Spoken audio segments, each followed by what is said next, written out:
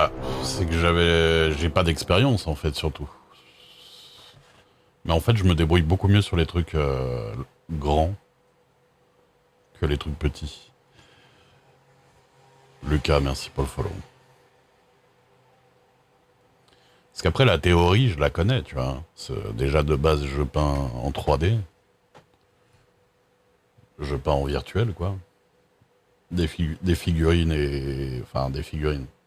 Des personnages, des trucs.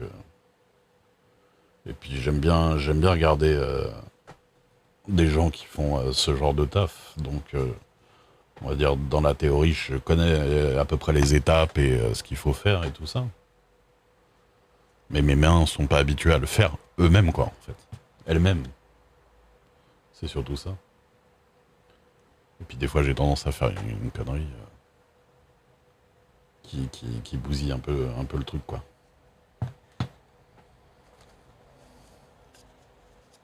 Ce qui est couvert par l'aspect théorique, c'est-à-dire, tu veux que je te dise qu'il y a comme couche là déjà dessus? Ou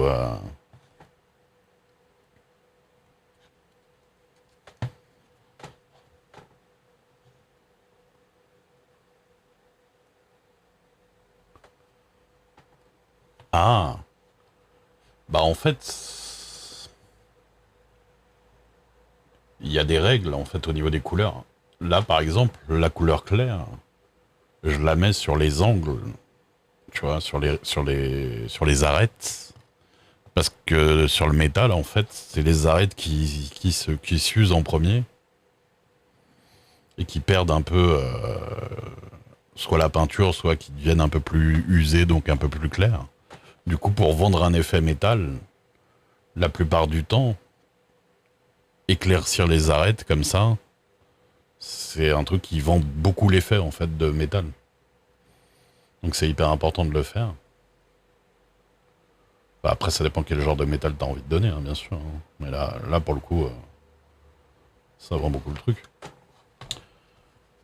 Après, faut connaître un peu, ouais, les techniques de weathering, de trucs comme ça, l'éponge, voilà, pour donner un peu de texture et un peu de salissure qui paraît un peu crédible. Et tout ça, et puis de pas le faire trop, de pas le faire trop uniforme pour pas que ça fasse trop, bah pas très réaliste et tout ça. Mais après les ombrages, bah les creux en ombrage et les arêtes en plus clair. Voilà, le métal. Déjà les creux en ombrage,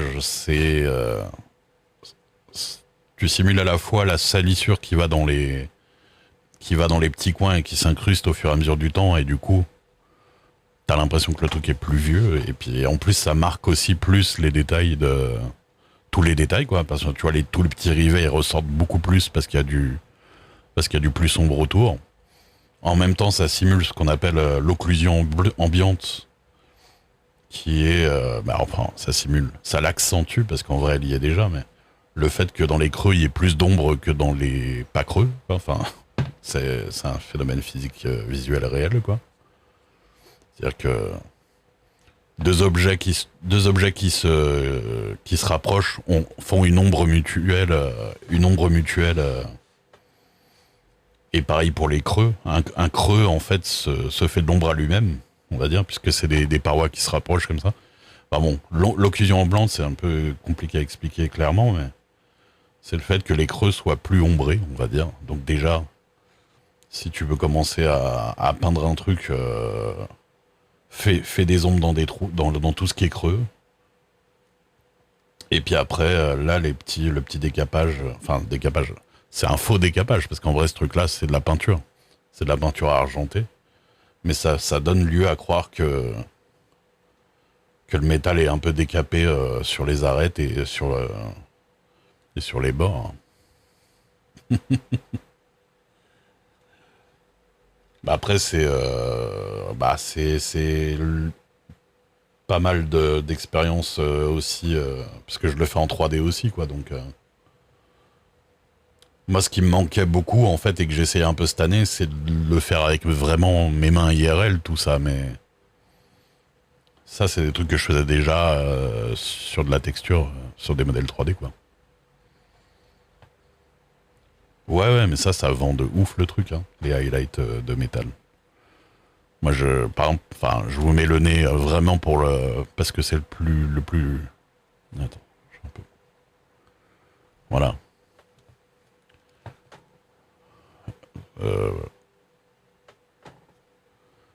voilà, quoi. L'arête là, le fait de faire cette arête plus claire, et puis ici, de faire une espèce de petit triangle comme si c'était encore plus décapé dans le petit coin là, parce que tout ça.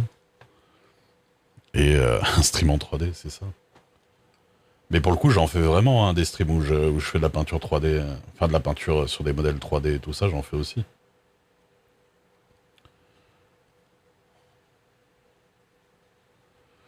Mais là, par exemple, le fait qu'il y ait des petites taches plus claires ou des trucs